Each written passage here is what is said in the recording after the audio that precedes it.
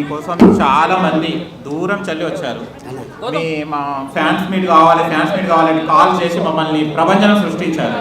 And వాళ్ళు కొన్ని questions చేస్తారు, దీనికి మంచి చెప్పండి అన్న. అండ్ ప్లీజ్ కొన్ని కొందరు మాత్రమే మాట్లాడండి, టైం లేదు. ఓకేనా? Thank you. అధ్యక్ష, మీరు అడిగిన క్వశ్చన్కి నీతిగా నిజాయితీగా అబద్ధం చెప్పకుండా ఫ్రాంక్గా చెప్తాను. మీరు అడగండి అన్న క్వశ్చన్లు.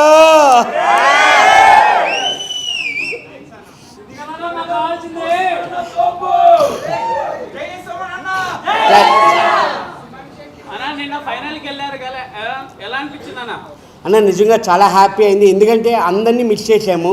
మొత్తం ఆ 22 మెంబర్స్ని మళ్ళీ నిన్నే కలడం అందరూను. కానీ మొత్తం ఫోన్లో మాట్లాడుతున్నాం, కానీ కలవడం అన్నది నిన్నే.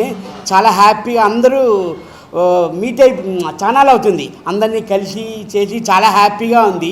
అలా అందరూ కలడం కానివ్వండి, నెక్స్ట్ మళ్ళీ మన కళ్యాణ్ పడాలా గెలడం కానివ్వండి, నిజంగా చాలా హ్యాపీగా ఉందన్న. ఎందుకంటే కామన్ అంటున్నారు కానీ కామన్ కాదు. ఇప్పుడు ఈజ్ నౌ సెలబ్రిటీ. కళ్యాణ్ పడాలన్నది చాలా సెలబ్రిటీ. ఇప్పుడు మాతో ఈక్వల్, మా అందరితో equal Kalyan. It's not a common person. చాలా హ్యాపీగా ఉందన్న. 100% అనుకున్నానన్న కళ్యాణ్ అవుతాడు. అంటే కళ్యాణ్ తనుజ ఇద్దరిలో ఎవరొకరు అని అనుకున్నాము, కానీ నిజంగా మన ఆడియన్స్ గెలిపించారు కళ్యాణ్ పడాలని అన్నప్పుడు.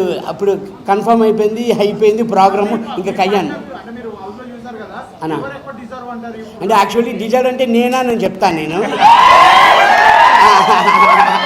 ఇప్పుడు నిజంగా ప్రపంచం ఏం చెప్తే అదే ప్రపంచం. అది మన చేతిలో లేదన్న యాక్చువల్లీ. ఎందుకంటే ఆడియన్స్ ఓటింగ్ కాబట్టి వాళ్ళే డిసైడ్ చేస్తారు. ఇప్పుడు మనం ఉంచాలన్నా చేయాలన్నా ఏదైనా ఓటింగ్ వైజ్ చేస్తున్నారు కాబట్టి 100% డిసైడ్ కాబట్టి కళ్యాణ్కి సపోర్ట్ అన్న.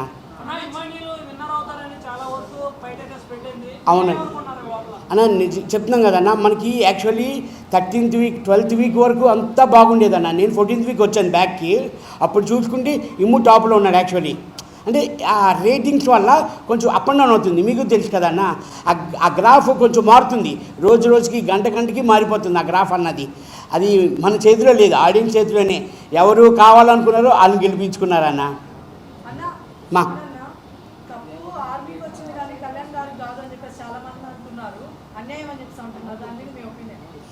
అదేంటమ్మా, అలాగేం లేదు కదా. ఇప్పుడు కప్పు తీసుకున్నది ఆర్మీ తీసుకోలేదు, కళ్యాణ్ కదా తీసుకున్నాడు.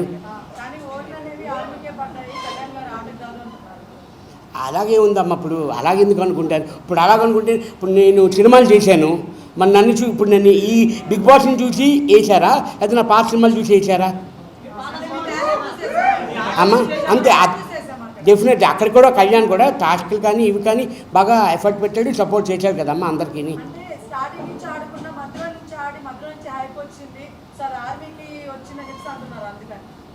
ఆర్మీకి వచ్చినా మనకు వచ్చినట్లే కదమ్మా.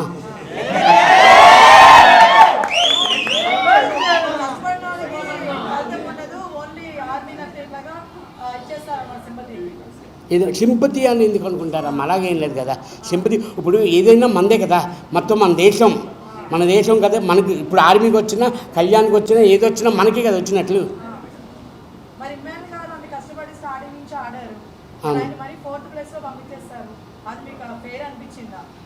మా ఫేర్ అనిపించింది, అదే అప్పుడే చెప్పాను నేను.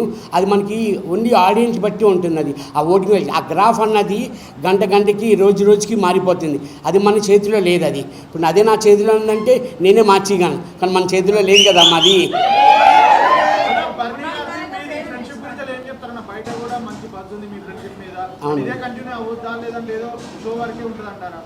లేదన్న, యాక్చువల్లీ ఇప్పటి వరకు 3 సార్లు కలిసాము బయటకు వచ్చిన తర్వాత. నేను మార్నింగ్ వచ్చాను, అన్న నుంచి సండే వచ్చేసారు అతను. ఆ ఎలిమినేషన్ అయిన తర్వాత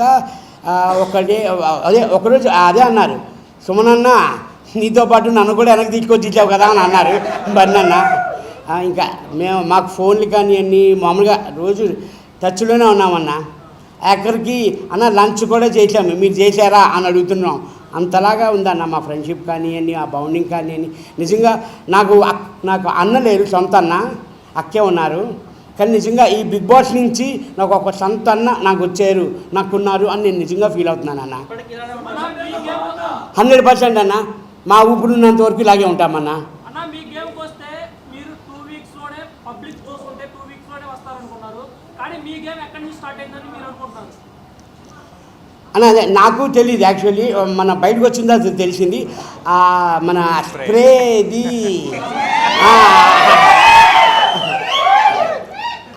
అది నిజంగా నాకు కనబడలేదన్నా.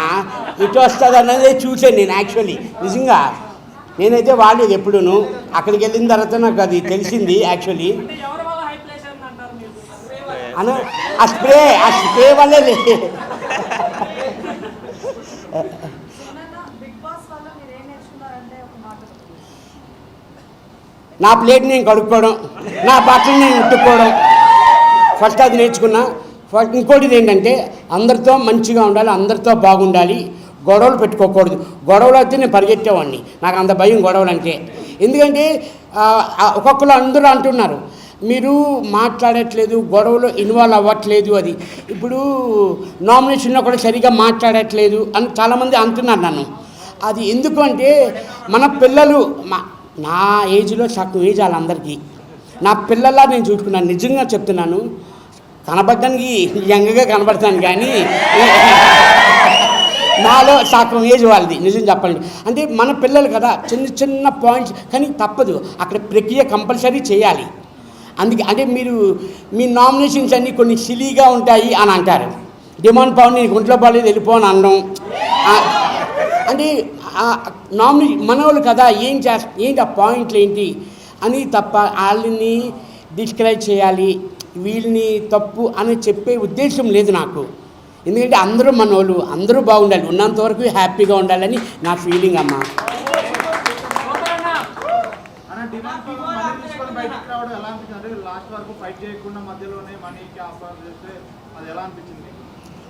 నిజంగా అక్కడ మేము ఉన్నప్పుడైతే మాకు తెలుసు, మేము బయట నుంచి వచ్చాం, బయట నుంచి లోపలికి వెళ్ళాం కాబట్టి మాకు తెలుసు. ఎందుకంటే కళ్యాణ్ కానీ తనుజ కానీ అది తీసుకోవడం కరెక్టేనే అనిపించింది మాకైతే మాత్రం. డిమాండ్ తీసుకోవడం అప్పటికి మేము అంటూనే ఉన్నాము తీసుకో అని. అప్పటికి ఆలోచించినాడు. ఫస్ట్ 2 చాయిస్ వచ్చేది, వద్దు అని అన్నాడు. అమ్మో ఇది కూడా తీసుకోకపోతే ఎలాగా అని అనుకున్నాం యాక్చువల్లీ.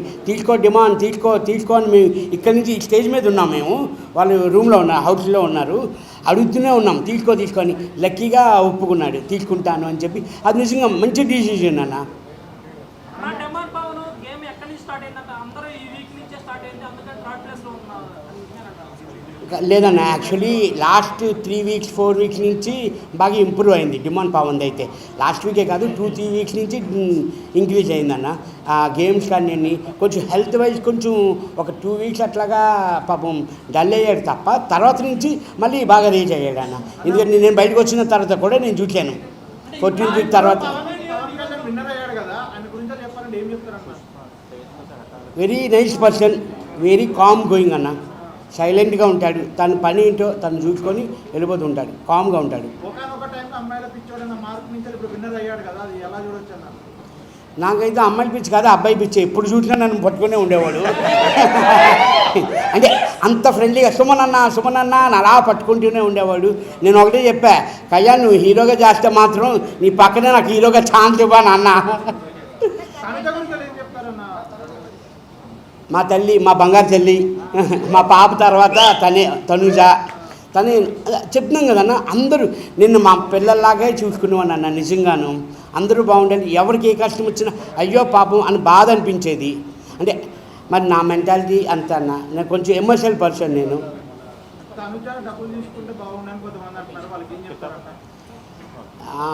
అనుకున్నాము కానీ తీసుకుంటే బాగుండని, కానీ ఇప్పుడు అక్కడి వరకు వచ్చాక అది ఉంటుంది కదన్న, మనకే వస్తుంది కప్పు అని ఆ డిసిజన్లోని చేయలేమన్నా. తీసుకుంటే బాగుంటుంది కానీ మాకు తెలియదు, అక్కడికి వెళ్ళే వరకు ఫైనల్ నాకు సార్ అనౌన్స్ చేసే వరకు మాకు తెలియదు ఎవరు తనుజావా లేకపోతే కళ్యాణా అన్నది మాకు తెలియదు. మాకు కన్ఫ్యూజన్ 50-50, ఇటు ఉండేది అటు ఉండేది.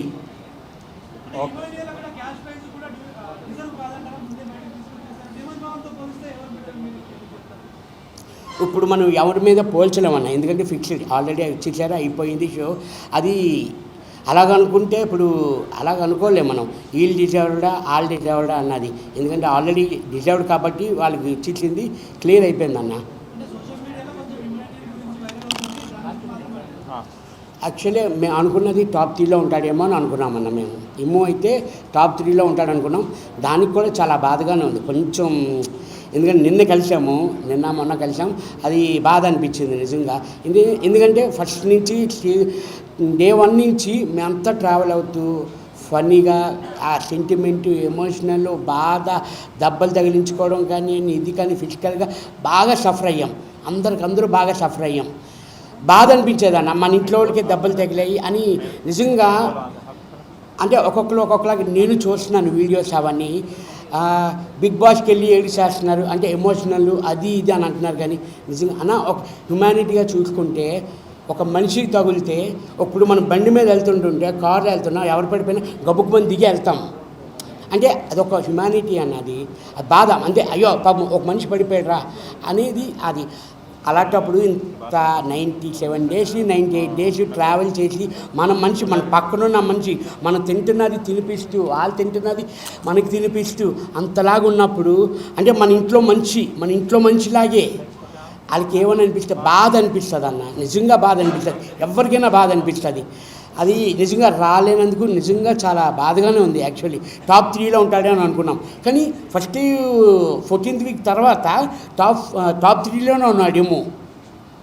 టాప్ 2, 3 అంటే ఆ గ్రాఫ్ మారిపోయిందన్న. అన్న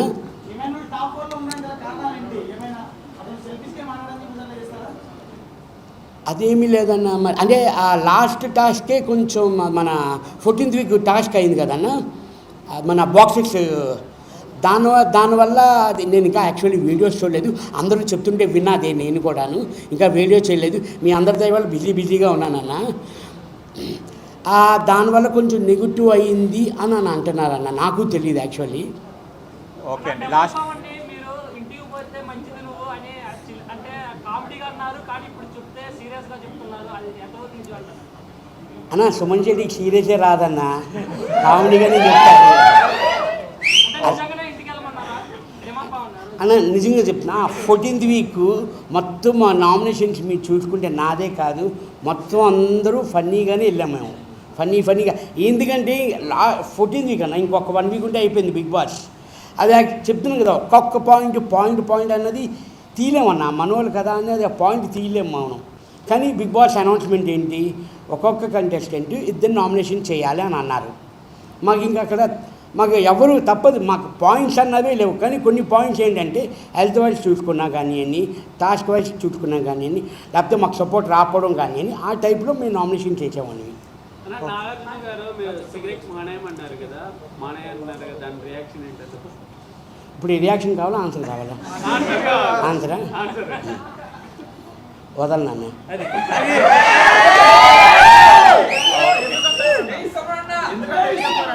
అని ఏది it's my personal, no comments.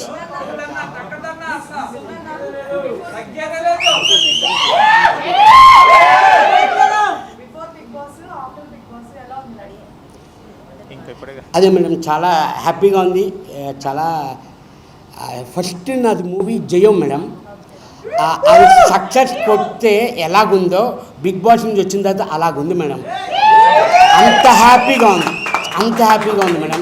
ఎందుకంటే మళ్ళీ ఒక 10 years 15 years ట్రావెల్ చేశాను మేడం జయం సినిమా తర్వాత. నా మూవీస్ కానీ 7 బృందావన్ కాలనీ, ఉల్లాసింగ్ వచ్చింది ఆ మూవీ సక్సెస్ అవన్నీ ఎలాగా ఒక ఉట్టి బిగ్ బాస్తోని అంత మంచి గుడ్ విల్ వచ్చింది, అంతలాగా సపోర్ట్ వచ్చారు మేడం అందరూ.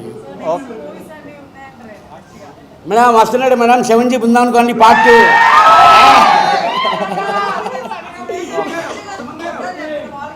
మేడం అది కూడా 100% మేడం. యాక్చువల్లీ 70% మూవీ అయిపోయింది. 3 months అక్కడ ఉండిపోవడంలోని షూటింగ్ ఆపారు మేడం వాళ్ళు. మళ్ళీ కంప్లీట్ అయిపోతుంది, నెక్స్ట్ ఇయర్కి వచ్చేస్తుంది మేడం. మ్యాక్సిమం ఉగాదికి వచ్చేస్తుంది మేడం. ఓకే లాస్ట్ క్వశ్చన్ అండి ప్లీజ్, టైం అన్నా అన్నా నేను చెప్పేది ఏంటంటే బిగ్ బాస్ కి వెళ్ళొచ్చిన తర్వాత వాళ్ళ కెరీర్ మీద చాలా వరకు వెయిట్ పడుతుంది. అన్న ఆల్రెడీ చేతిలో 3 ప్రాజెక్టులు ఉన్నాయన్న. ఇంకా మీ అందరి దయ వల్ల, మీ సోషల్ మీడియా దయ వల్ల నన్ను ఎంకరేజ్ చేస్తున్నారు కాబట్టి 100% నేను నా ప్రపంచమే. ఇంకా ఒక 5 కాల్స్ ఇంకా మాట్లాడుతున్నా, డిస్కషన్స్ అవుతున్నాయన్న. ఇవి ఓన్లీ తెలుగు, తమిళ్ ఇంకో 3 ప్రాజెక్టులు ఉన్నాయన్న. Next thank you so much. Next Suman అన్న ఎక్కడ కనిపిస్తాడంటే ఆదివారం పరివారంలో కనిపిస్తాడు. అన్న అయితే అలా మంచి ప్రాజెక్ట్స్ ఎంచుకొని మంచిగా చేయండి అన్న. Full advice చేయండి. All the best అన్న. అమ్మ థ్యాంక్ యూ సో మచ్. అదే సార్ నేను ఇక్కడి వరకు వచ్చానంటే 14 వారాల వరకు ఉన్నాను అంటే నాకు పిఆర్ లేదు సార్. పిఆర్ అన్నదే లేదు నాకు. నేను మా మీడియా మిత్రులు, దెన్ అభిమానులు కానీ మా ఇంట్లో ఫ్యామిలీ మెంబర్స్ కానీ అన్ని ఆ సపోర్ట్ వల్లే నేను ఈ 14 వారాలు వచ్చాను సార్. అందరూ ఒకటే అంటున్నారు, పిఆర్ పెట్టుకోలేదు, మీరు పిఆర్ పెట్టుకోలేదు అని. అంటే నేను ఒరిజినల్గా ఆర్గానిక్గా రావాలి అని నేను అనుకున్నాను. నేను అందుకే ఇక్కడ వరకు వచ్చాను. నేను లాస్ట్ క్వశ్చన్, ఆదివారం పరివారం అన్నారు కదా, దాని జోడి ఎవరు మీకు partner? అది నాకు తెలియదు. అన్న చెప్పే వరకు ఇంకాను నాకు ఇంకా ఫోన్ రాలేదమ్మా. ఇంకా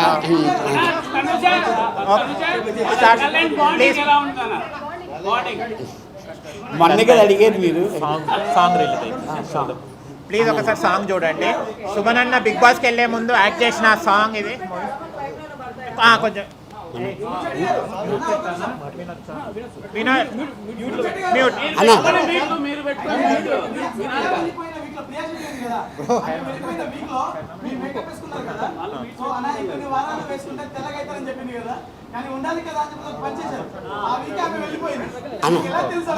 అన్న అది కట్ చేసి పెట్టారు యాక్చువల్లీ.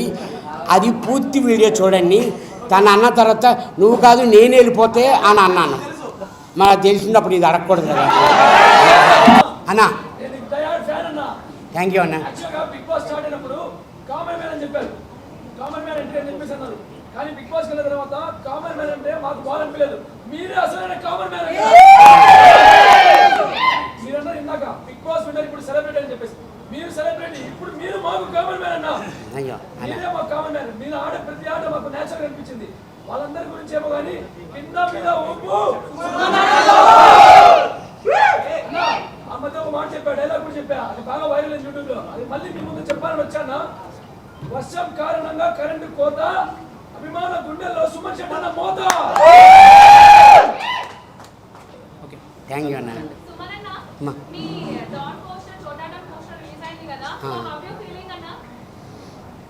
ఫస్ట్ మా అందరూ ఏమడిగారంటే అన్న ఇప్పుడే వచ్చా బిగ్ బాస్ నుంచి అప్పుడే కనబడుతున్నావు ఏంటి మళ్ళీ అని అన్నారు అందరూ.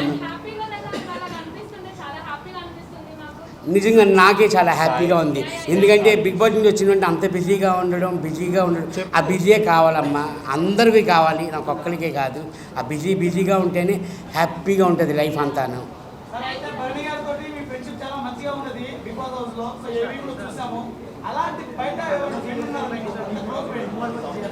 బన్ననే ఉన్నారు బయట కూడా.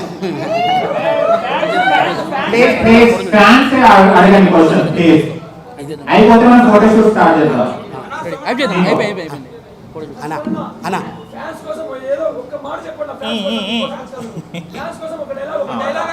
అన్న చాలా థ్యాంక్స్ అన్న.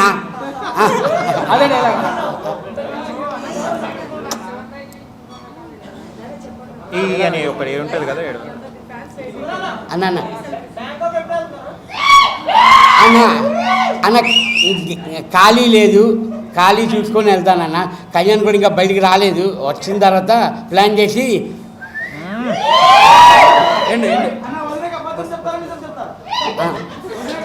ఏదన్నా మీ దైవాలు అంతా నిజమే చెప్పాల్సి వస్తుంది ఇప్పుడు.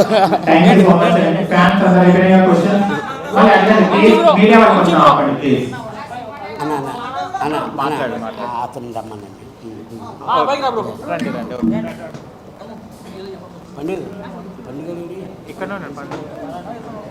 పండుగ మాట్లాడరా.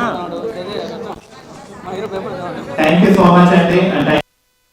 మీడియా మిత్రులందరికీ సహకరించినందుకు వచ్చినందుకు అండ్ సుమన్ శెట్టి అన్న ఫ్యాన్స్ వచ్చినందుకు చాలా హ్యాపీగా ఫీల్ అవుతున్నాను. అండ్ ఇంకో మరో అభిమాని సుమన్ శెట్టి అన్న కోసం స్టేజ్ వచ్చారు. అండ్ ఒకసారి చూపెట్టండి. Wow super. మీ పేరు? సిద్ధు. మీరు నాకు చాలా ఇన్స్పిరేషన్ అన్న. మీ లెక్కనే బతకాలంటే నీతిగా నిజాయితీగా ఉండాలని నాకు చాలా ఇన్స్పిరేషన్ లెక్క తీసుకున్నాను. Thank you so much. Thank you. అభిమానం ఉంటే స్కెచ్ చేసి తీసుకొస్తారు సుమన్ అన్న కోసం. సూపర్. కెమెరా చూడండి. మీ పేరు? సిద్ధు. సిద్ధు ఫ్రమ్ శ్రీకాకుళమా? గచ్చిబడి నుంచి వచ్చిన సిద్ధు చూడండి ఎంత చక్కగా వేసుకున్నా. సరే